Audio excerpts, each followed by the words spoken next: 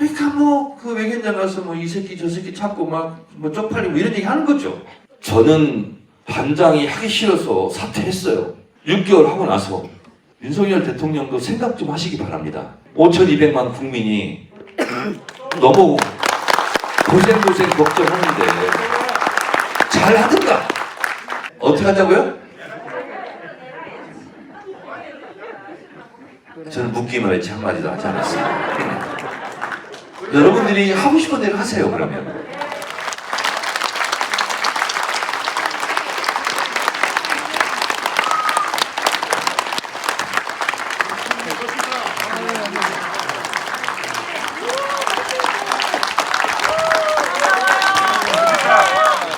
우리 당원들과 우리 부산민주 시민들의 힘을 똘똘 뭉쳐서 윤석열 검찰 독재를 우리가 견제하고 정신 차리게 해서 더 나은 부산과 더 나은 대한민국 만들면 좋겠습니다. 정청래 최고위원님을 소개합니다.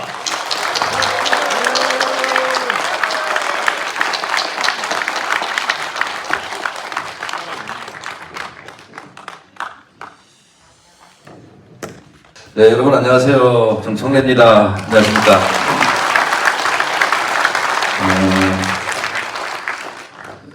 오다 보니까 날씨가 진짜 좋던데 뭐하러 여기까지 오셨어요? 네, 저는 오전 11시에 창원 의창구에 가서 1시간 정도 강연하고 돼지국밥 먹고 잠깐 시간이 날 것 같아요. 그래서 봉화마을에 얼른 갔다 여기 와야지 했는데 조금 늦었어요. 봉화마을에 가서 노무현 대통령 뵙고 이렇게 왔습니다. 아니 어머니 이런 경우가 어디 있습니까? 아 두 분이 좋다고 저 가져놓고 이제 저를 지우면 어떡합니까? 그래서 제가 뱃속에서 생존권 투쟁을 시작했습니다. 나를 낳아달라. 수술대에 누웠는데 뱃속에서 애가 그렇게 놀더래요. 아 얘를 안 낳으면 내가 죄를 지을 것 같다. 그리고 다시 집에 가서 낳은 게 접니다. 낳아놨더니 얼굴이 엄청 크더래요. 저는 제 첫 번째 투쟁이 생존권 투쟁이었습니다. 제 투쟁적인 인생의 첫 번째 투쟁에 제가 승리했습니다.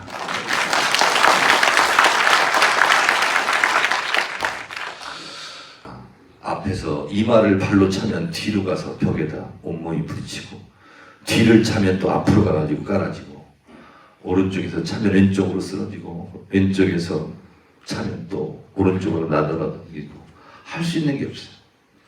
그래서 내가 니네가 지금 나를 때리지만 내가 너희들한테 자존심을 지킬 수 있는 것은 딱 두 가지밖에 없겠더라고요. 두 가지를 지켰습니다. 울지 않겠다. 아프다고. 안 울었어요. 그리고 절대로 쓰러져 있지 않겠다. 맞아도 다시 오뚜기처럼 일어나겠다. 그래서 4시간을 고박 맞았습니다. 그것도 팬티바람으로. 변호인의 법 나오죠. 똑같습니다. 팬티 한 조각 탁 입은 상태에서 4시간을 두들겨 패더니 이렇게 얘기해요. 야, 조국 통일도 좋지만 먹으면서 해라 이 새끼야. 제가 75인데 지금 75kg거든요. 그때 52kg 나갔습니다. 뼈밖에 안 남았어요. 못 자고 못 먹고 스트레스 받으니까. 그래서 경찰서를 가니까 기분이 너무 좋더라고요. 왜? 이제 살았다. 이제 안 맞아도 된다는 것 때문에. 그래서 징역을 살고 나왔어요. 나와서 인천에 있는 누님 집으로 어머니가 올라오셨어요. 현관문을 열고 딱 하는데 어머니가 6.25 때 아버지한테 했던 말 똑같이 하더라고. 신발 벗지 마. 그래서 왜 그러시나 했더니 쟁반에다가 두모를 갖고 왔어요. 한 모는 먹을만 합니다. 절대 다시는 징역 가면 안 된다고 꼭 두모 먹으라는 거예요. 한 모는 먹었어요, 제가. 못 먹겠더라고요. 그래서 어머니 나 못 먹겠다고 그랬더니 이놈의 자식아 이거 먹어야 된다고 그러면서 입을 벌려가지고 넣더라고요. 그래서 어거지로 먹었습니다.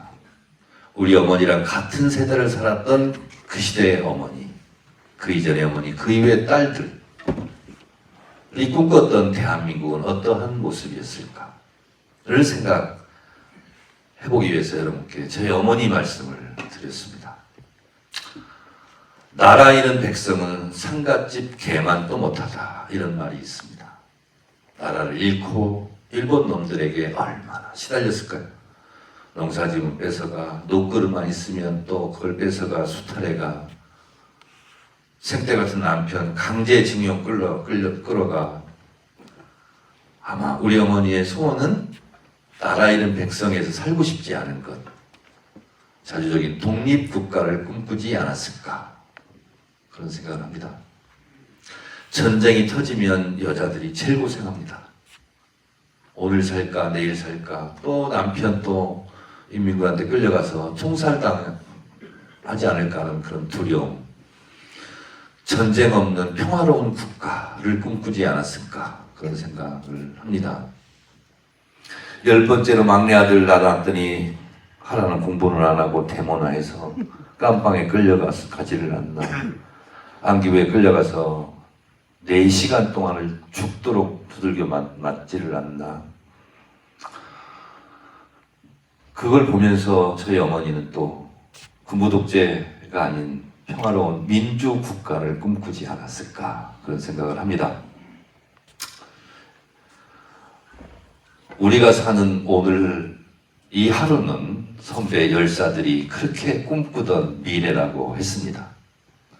오늘의 대한민국은 내가 갑자기 어느 날 누가 만든 것이 아니라 100년을 이어오면서, 아니 그 이전부터 우리 수많은 어머니들, 수많은 아버지들이 피땀 흘려서 하나하나 이룬 성과가 아닐까 라고 생각을 한다면, 지금의 대한민국은 너무나 기가 막힙니다. 반장을 잘 못 뽑으면 반원들이 고생을 하는 거고, 산악회장을 잘 못 뽑아 놓으면 산악회원들이 고생을 합니다. 대통령을 잘 못 뽑아 놓으면 온 국민이 고생을 하는 겁니다. 우리가 수출로 먹고 사는 나라인데요, 무역국가죠. 작년도에 전 세계 무역국가 230여 개 국가 중에서 대한민국이 몇 등을 했느냐? 8등 했습니다. 우리 앞에 프랑스가 있고요, 우리 바로 뒤에 이태리가 있고요, 그 뒤에 영국이 있습니다.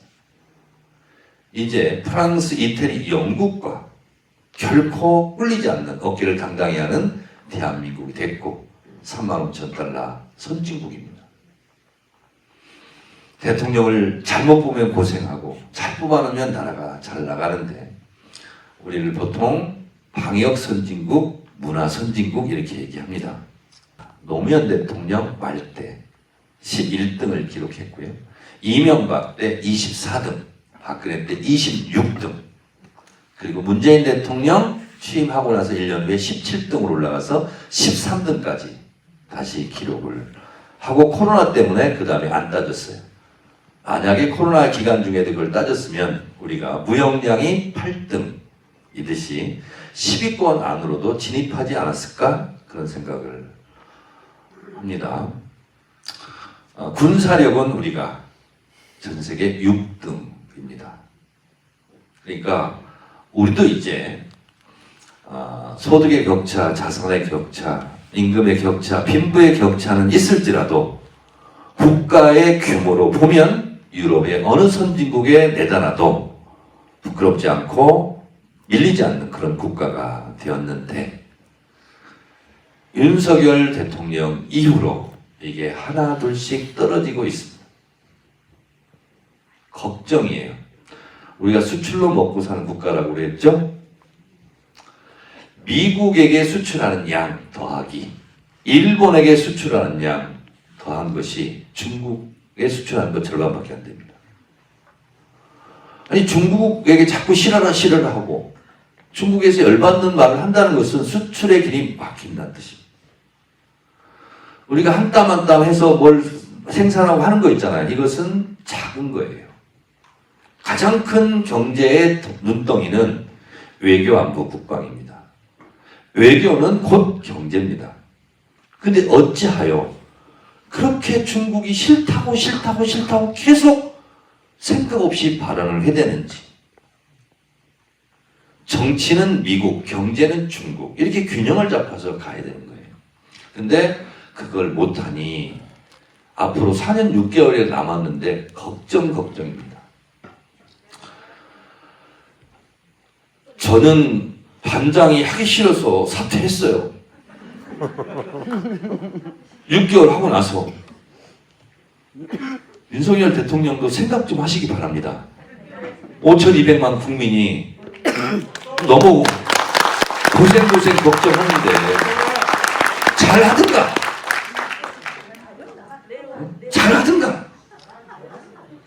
그 다음 말은 제가 안 했습니다. 그런데 그도 힘들 겁니다. 왜냐하면 앉으면 앉는다고 뭐라고 하고, 서면 왜 건들건들 건냐고 그러고, 말하려면 왜 도리도리 고갯짓을 그렇게 많이 하냐고 뭐라 그러고, 그리고 제가 에그라고 그랬어요. 말하다가 왜 이렇게 에그를 많이 하는지, 말만 하면 또 그래 막 이러고, 그게 본인도 죽겠죠. 그래서 편하게 앉아있으면 왜 이렇게 쩍 걸렸냐고 또 뭐라 그러고, 아니 기차 좀 타서 편하게 갈 때 왜 다리 올렸냐고 또 사람들이 막 뭐라 그러고, 본인도 괴롭겠죠. 그런데 그런 사람이 대통령 하면 그러니까 안 되는 거예요. 본인도 괴로워요. 그렇잖아요. 그래서 본인은 성의 표현한다고 매일 가잖아요. 영정도 없고 이름도 없는데. 그렇다고 사람들이 무슨 뭐 좋아해 주는 것도 아니잖아. 지지율이 올라가는 것도 아니고. 그럼 본인도 답답하죠.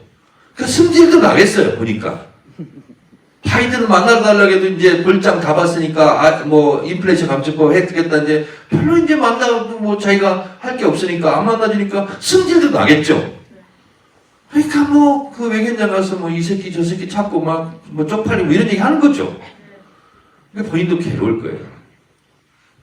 근데 어쩌겠냐고 이거. 어쩌면 좋겠어요.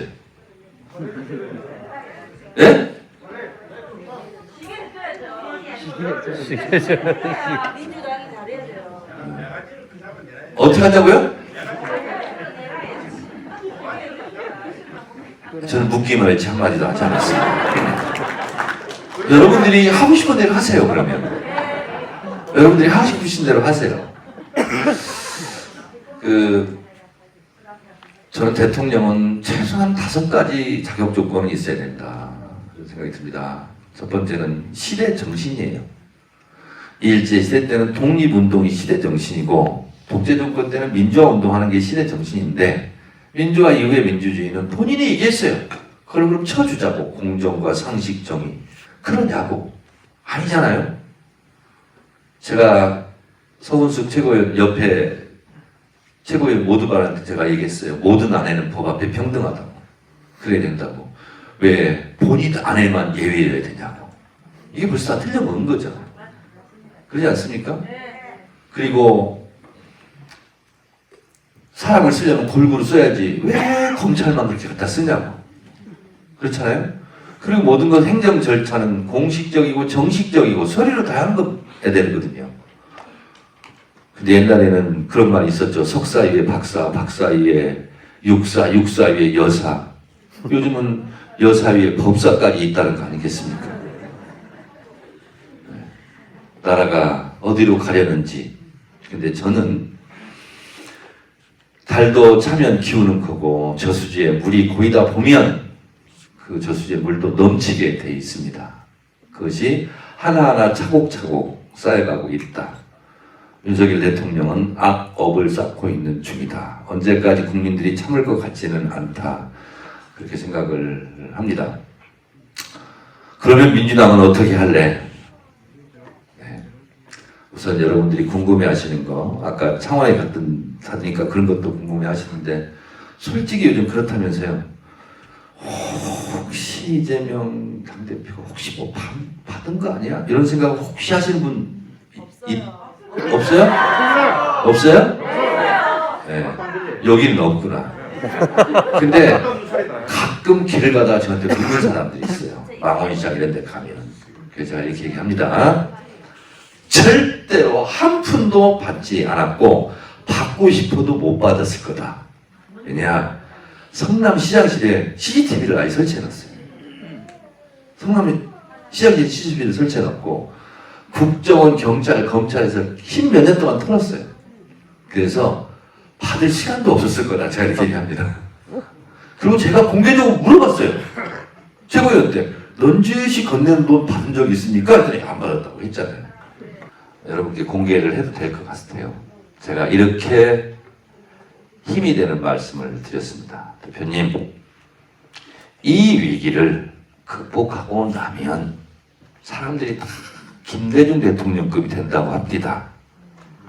나중에 다 풀리고 나면 오늘의 이재명을 만들기 위해서 검찰이 나의 도우미 역할을 했구나 라고 생각할 날도 있지 않겠습니까? 그러니까 하루하루 힘들지만 힘을 냅시다. 이렇게 한 말씀 드렸고, 그래도 이재명 당대표는 행복한 대표님이다. 알겠어요. 이전에 최고위원들 서로 멱살잡이도 하고 서로 욕하고 비난하고 싸우고 그러다 정청래 전 최고위원은 또 징계까지 받고 공천도 떨어지고 이런 일이 있었는데 지금 최고위원의 7명은 그런 거 없지 않습니까? 대표를 중심으로 똘똘 뭉쳐있지 않습니까? 부산의 서은숙 최고위원도 너무 잘 뽑지 않았습니까? 이전에 이런 대표 없었습니다. 그러니까 우리 최고위원들과 당대표가 똘똘 뭉쳐서 이 위기를 헤쳐나가면 됩니다. 너무 걱정하지 마십시오. 그랬어요, 제가.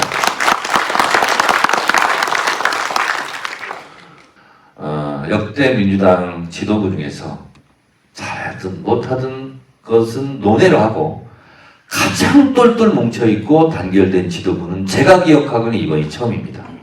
이재명 당대표를 중심으로 똘똘 뭉쳐있고 당대표가 이렇게 하자고 할 때 거기에 대해서 딴지 걸고 태클 걸고 하는 최고위원이 없습니다. 지금 없습니다. 그래서 지금 가고 있는 것은 이재명 당대표의 뜻대로 가고 있다 이렇게 생각하시면 틀림이 없겠습니다. 이재명 당대표가 저한테 전화를 했어요. 그래서 저한테 이렇게 물어요. 의원님, 서은숙 부산시당 위원장하고 누구하고 중에서 최고위원 누가 좋을 것 같습니다. 서은숙이요. 그랬더니 그래요? 저도 그래요. 이렇게 뜻이 맞습니다. 그래서 서은숙 최고위원 뽑아놨더니 얼마나 잘하는지 몰라요. 여러분들 부산도 우리 서은숙 시당 위원장을 중심으로 똘똘 뭉치다 보면 나 오다가 얘기 들었어요. 사실은 기장 간다고 그러니까 누가 얘기해 주대요. 다음에 최태경 위원장 될 것 같대요. 근데가 왜요? 이렇게 물었더니 구도가 잘 짜져질 것 같다는 거야. 그리고 기장이 부산에서도 밭이 좋고 그리고 최태경 위원장이 똑똑하다는 거예요. 그래서 어떻게 아냐고 했더니 거기 사정을 좀 아는 분이 저한테 공항에서 얘기를 해주더라고요. 정말입니다. 저는 없는 얘기 안 합니다. 그래서 제가 그렇지 않아도 거기 가서 오늘 강연하라고 이렇게 공항에 왔다고 그랬더니 거기서 강연 좀 잘 해주시라고 이렇게 얘기를 듣고 왔습니다. 살면서요 근심 걱정이 없는 날이 얼마나 있겠습니까? 저는 신혼여행 갔을 때 6박 7일간만 근심이 없고 지나니까 매일매일 근심 걱정거리가 몰려옵니다. 밀물처럼. 그러나 혼자의 힘으로는 어려울 수 있지만 여럿이 함께하면 또 희망도 되고 또 갈 길도 보이고 이렇게 하는데 오늘 저는 이렇게 많이 오실 줄 몰랐어요. 많이 오실 줄 몰랐는데 보니까 제 눈으로 어림짐작을 해도 한 2,700명은 오시더라고요. 어쩜 이렇게 많이 오셨는지 좀 감사드리고